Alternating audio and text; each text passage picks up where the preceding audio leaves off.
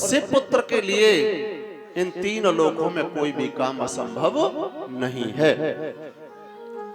कहने का मतलब ये बताया जाता है कि स्वामी कार्तिकेय भगवान जो थे वो श्री हरि नारायण भगवान विष्णु का ही अवतार था। तो बताया ये जाता है कि उस धनुष को जैसे ही उठाया है और नीचे लीप दिया माता सीता ने, जब सीता जी की उम्र 5 साल 5 महीना 7 दिन की थी, तब बहुत थोड़ी सी उम्र में उसी वक्त बताया ये जाता है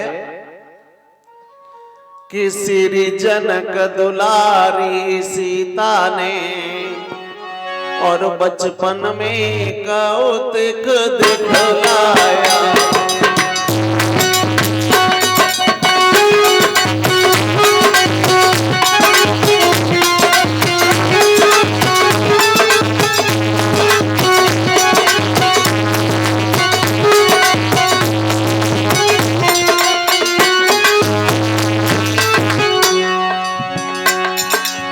बहुत थोड़ी सी उम्र में माता सीता ने उस धनुष को उठाया और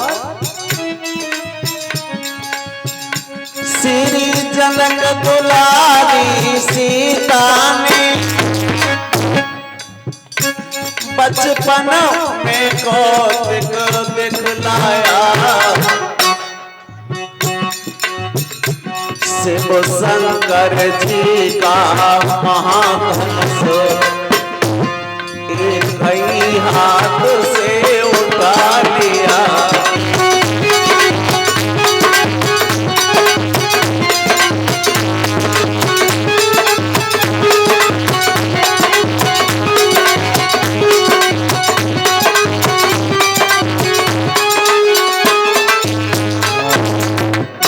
जिस समय माता सीता ने उस धनुष को उठाया तो बताया ये जाता है श्रोताओं, दरबार में जाकर के जनक राज को ये बात बताई, हे प्रभु आपकी बेटी ने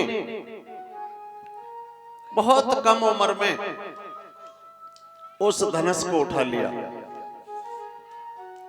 और कहने लगे हैं महाराज जनक, अब मैं अपनी बेटी का स्वयंवर करूंगा और उस स्वयंवर में एक ही शर्त होगी, जो बहादुर आकर के उस धनुष को तोड़ेगा वो ही मेरी बेटी सीता के साथ में रिश्ता जोड़ेगा। जगह जगह के लिए खत भेजे, लेटर भेजे, चिट्ठियां भेजी और सब में एक ही बात लिखी। जगह जगह के लिए लेटर भिजवाए थे और वो लेटर विश्वामित्र जी को कहां मिला? आजमगढ़ में, जहां गुरु विश्वामित्र का आश्रम था। और लेटर को पढ़ने के बाद विश्वामित्र बहुत खुश हुए और कहने लगे हैं राम चलो आज चलते हैं, आज का दिन तो रास्ता में लग जाएगा और कल चल के महाराज जनक के स्वयंवर को देख लेंगे। आज शेष अवतारी लक्ष्मण और मर्यादा पुरुषोत्तम श्री राम दोनों भाइयों को लेकर के विश्वामित्र जी चले हैं और चले हैं तब चले हैं रघुराई के रहे थे गुरु संग में जाई चले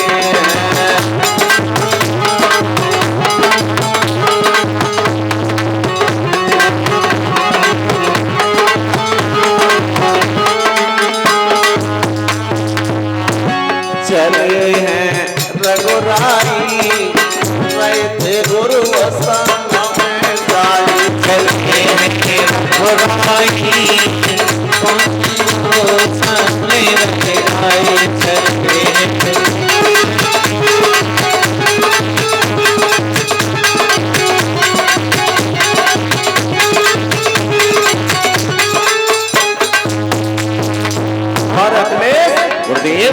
विश्वामित्र गुरु के संग में, विश्वामित्र गुरु के संग में जा गए लखन लाल के गंगा में, जाएंगे लखन लाल के कृष्ण में।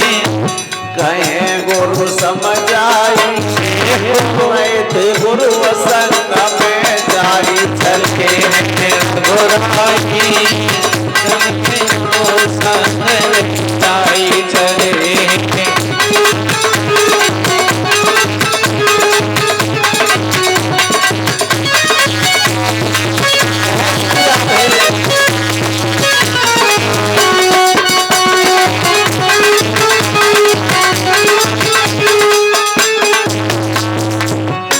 भोगवार की पूर्णमासी, भोगवार की पूर्णमासी, जागन चले अवधपुरवासी, जागन चले अवधपुरवासी।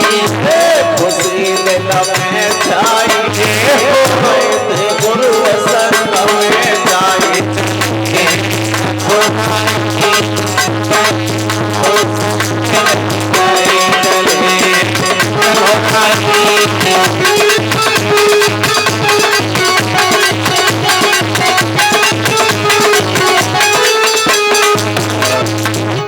आज विश्वामित्र राम और लक्ष्मण दोनों भाइयों को लेकर के जा रहे थे जनक जी का स्वयंवर देखने के लिए। और जैसे ही रास्ता में जा रहे थे तो रास्ता में गौतम ऋषि की पत्नी पड़ी थी अहिल्या, जो पत्थर की पड़ी थी, पत्थर की स्त्री। प्रभु राम कहने लगे गुरुदेव ये क्या देख रहा हूं मैं, पत्थर की स्त्री। विश्वामित्र कहने लगे हैं बेटा राम, इनके साथ में इंद्र राजा ने छल कर दिया। राम भला क्या नहीं जानते थे, वो अंतर्यामी थे। फिर भी गुरुदेव से पूछा गुरुदेव ये क्या देख रहा हूं मैं, पत्थर की स्त्री। विश्वामित्र जी कहने लगे हैं बेटा राम जी गौतम ऋषि की पत्नी अहिल्या है। राम बोले प्रभु फिर ये पत्थर की क्यों है। विश्वामित्र जी कहने लगे हैं बेटा राम एक बार इंद्र राजा ने इनके साथ में छल कर दिया। राम ने पूछा गुरुदेव छल क्यों किया, क्या कारण था। जवाब दिया है बेटा ये अहिल्या देखने में ज्यादा सुंदर थी और गौतम ऋषि जाते थे गंगा स्नान करने के लिए।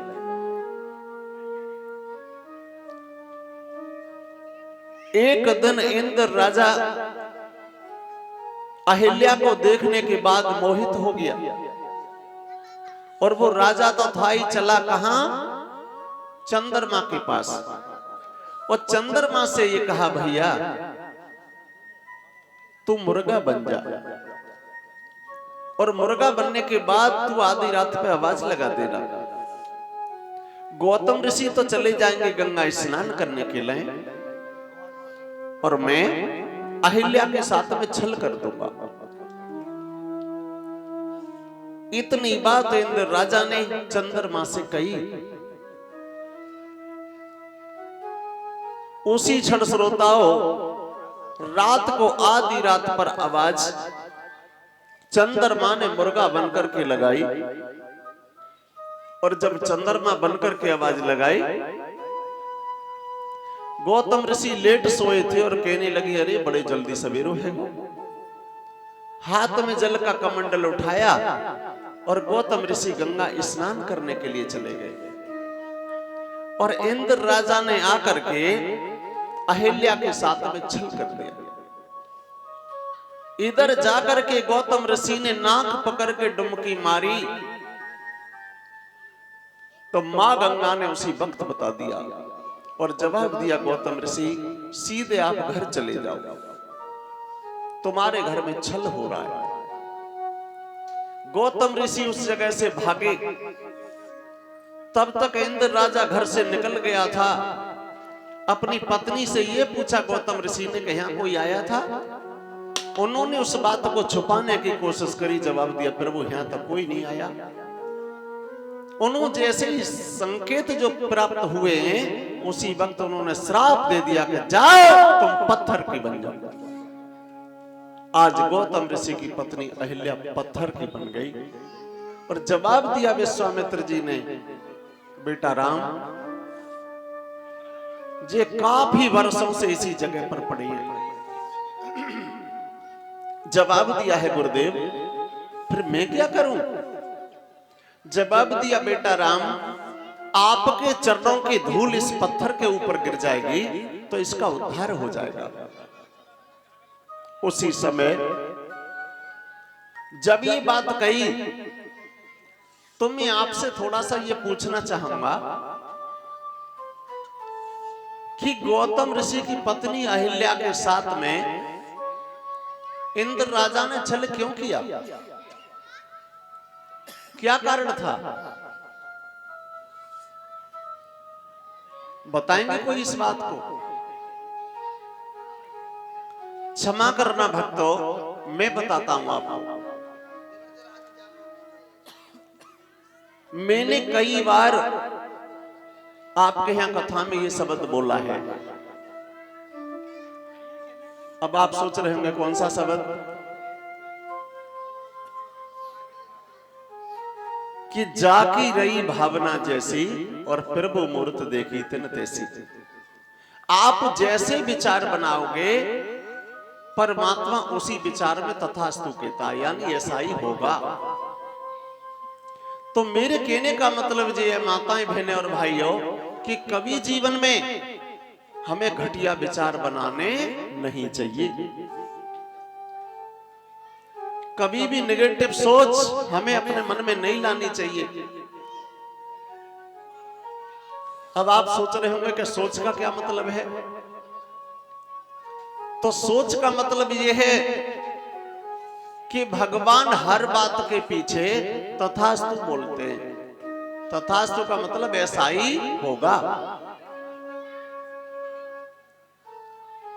तो जिस समय गौतम ऋषि की शादी हुई थी और शादी करके अहिल्या को लेकर के जैसे ही गौतम ऋषि आ रहे थे तो जे इंद्र राजा स्वागत सम्मान में खड़े